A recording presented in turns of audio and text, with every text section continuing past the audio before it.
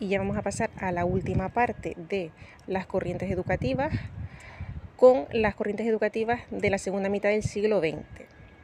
Recordemos que durante la Ilustración, siglo XVIII, siglo XIX, se inicia el movimiento que defiende que la educación tiene que estar basada en la experiencia, en la razón y en la naturaleza, y que sus principales autores son Rousseau, Pestalozzi y Froebel. Durante la Escuela Nueva o activa en el siglo XIX y primera mitad del siglo XX, se sigue defendiendo que sea activa o experimental, pero defiende mucho más la autonomía del alumno y la búsqueda de la paz y libertad a partir de la educación. Como vemos aquí, el siglo XX, la primera mitad, está llena de guerras. Entonces, pues los pedagogos buscan evitar que vuelva a repetirse precisamente a través de la educación. Destacan Montessori, De Crowley, Freinet y las hermanas Agazzi. Por su parte, Dewey también continúa con esta corriente denominada escuela progresiva en América. Y las corrientes educativas del siglo XX van a ser la pedagogía constructiva, y Piaget como autor destacado. La pedagogía constructiva considera que las metas educativas se consiguen de forma secuencial y progresiva, y que es importante que el alumno integre los nuevos aprendizajes a los aprendizajes que ya tenía anteriormente. La pedagogía institucional, destacando Summerhill, del autor Alexander S. Neil, analiza la institución escolar y la reforma. En el caso de Summerhill, por ejemplo, los niños decidían cuándo ir a clases, si tener o no exámenes, y de hecho no se realizaban pruebas, no se realizaban exámenes. Finalmente, la pedagogía crítica destaca Freire, y en esta pedagogía principalmente, como su nombre indica, se critica las estructuras de clase, las estructuras de poder que se pueden ver en la cotidianidad de la vida escolar. Y a continuación hablaré un poquito más sobre ella. Respecto a la pedagogía constructiva de Piaget, decir que Piaget, o el constructivismo en general, ve al alumnado como un sujeto activo que construye, de ahí el constructivismo, construye su propio conocimiento.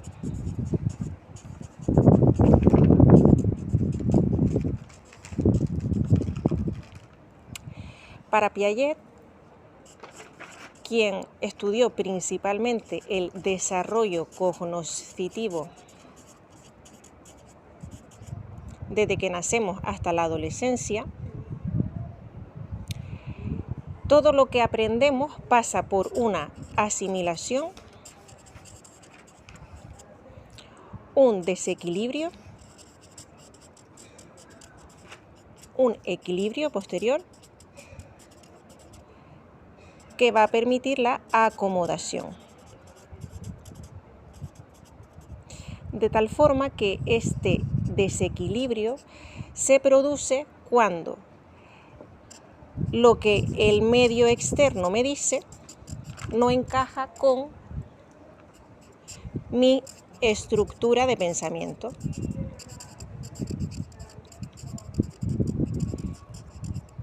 Por ejemplo, un niño que solo ha visto un perro y ve un caballo,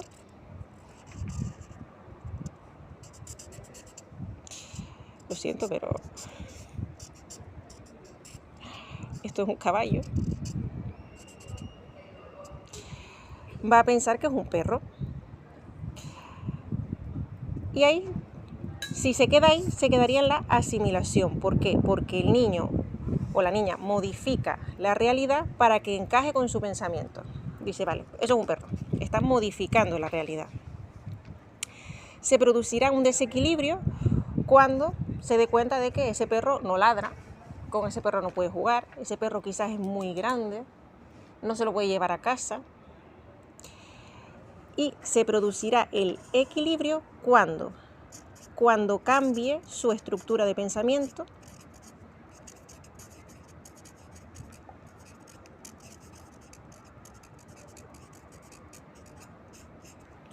una vez que cambie su estructura de pensamiento, para hacerla coincidir con la realidad del medio externo. Y entonces ya dice, vale, un perro es distinto que un caballo. Ya ha acomodado el conocimiento de caballo. Para Piaget, una vez nacemos, son los reflejos innatos los que nos llevan a crear estructuras psicológicas, como son pues los reflejos de succión, de prensión. Todo eso nos va a dar conocimiento sobre el mundo y vamos a crear estructuras psicológicas al respecto que se organizarán en esquemas de conducta. A partir del segundo año, ¿qué ocurrirá? Que esos esquemas de conducta y pensamiento, por supuesto, pues se irán modificando por esa asimilación y acomodación y crearán modelos de pensamiento más complejos, así como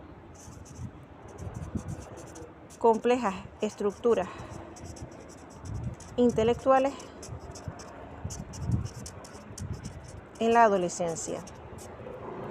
Las etapas del desarrollo de Piaget son la sensoriomotora, basada en los reflejos, hasta los 2 años, la preoperacional,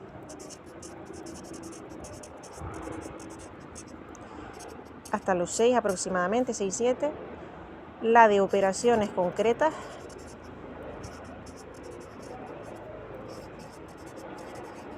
la cual alcanza ya cuando tiene la concepción de el principio de conservación, y finalmente la de operaciones formales,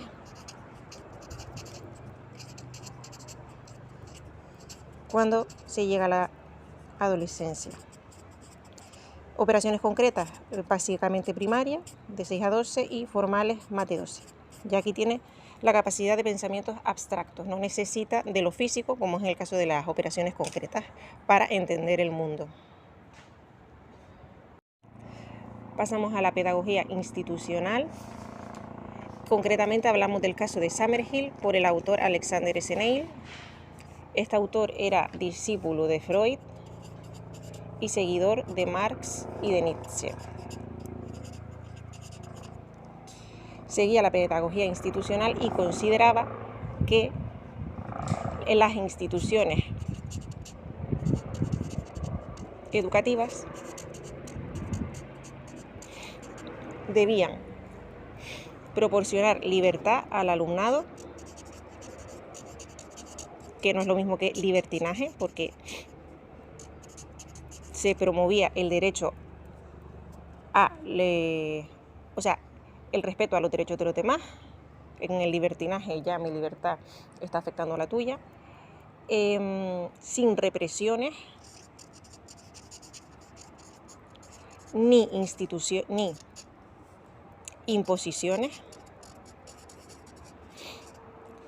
con la finalidad de crear autonomía en el alumnado.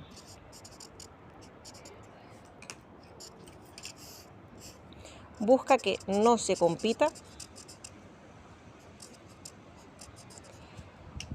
que el desarrollo emocional prime sobre el desarrollo intelectual,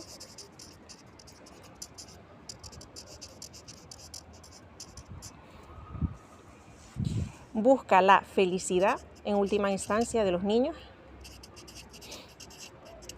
sin necesidad de un cambio social, porque ya la propia institución escolar se lo puede proporcionar, sin necesidad de un cambio social. Proclama el amor y el respeto.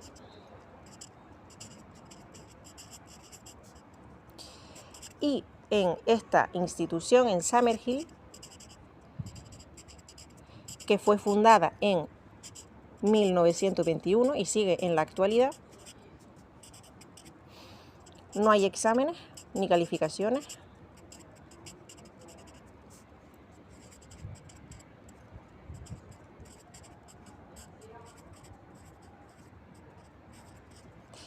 La asistencia es libre, los niños deciden si quieren asistir a las clases o no. Se realizan asambleas con todos los integrantes de la institución para decidir las normas, de tal forma que los propios niños y niñas participan en la decisión de las normas. Por tanto, proclama la democracia dentro de la institución. Y finalmente, como se puede deducir, el trato al niño o a la niña es igual que al adulto o adulta.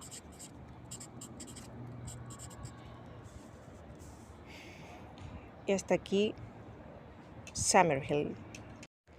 La pedagogía crítica, recordemos que es esa pedagogía que defiende que no haya clases ni estratos de poder en la institución educativa.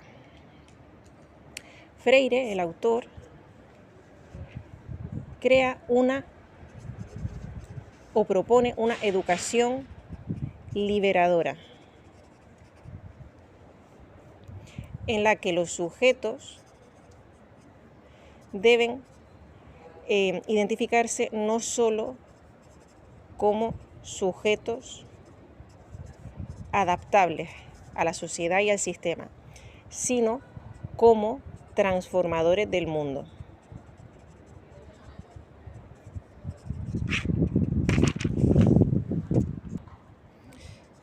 Que piensan, deciden, actúan, critican. Para este autor, la educación es un acto, o debe ser un acto utópico, es decir, que tienda a querer alcanzar lo que es la perfección, una sociedad mejor, y de esperanza.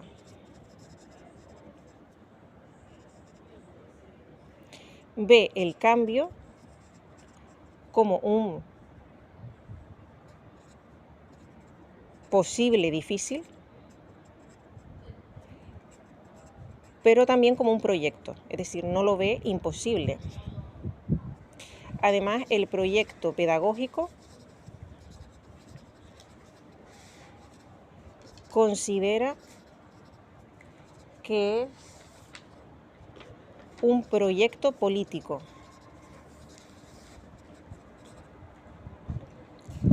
Por tanto, también debe denunciar la deshumanización